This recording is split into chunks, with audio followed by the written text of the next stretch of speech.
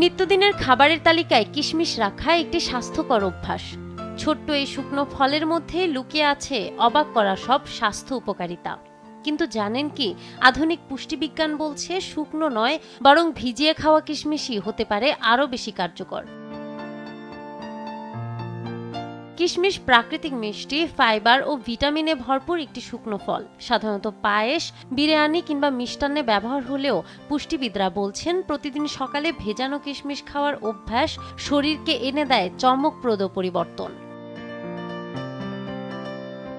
প্রথমত হজম ক্ষমতা বাড়ায় ভেজানো কিশমিশ।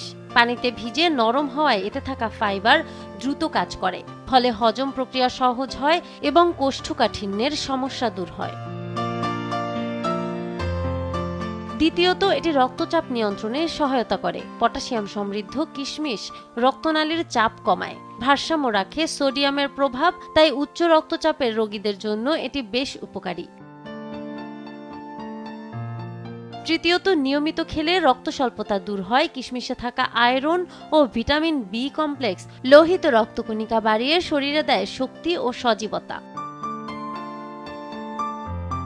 শুধু তাই নয়, এতে থাকা অ্যান্টিঅক্সিডেন্ট ও ভিটামিন সি রোগ প্রতিরোধ ক্ষমতা বাড়ায়, কমায় ঠান্ডা লাগা বা সংক্রমণের ঝুঁকি।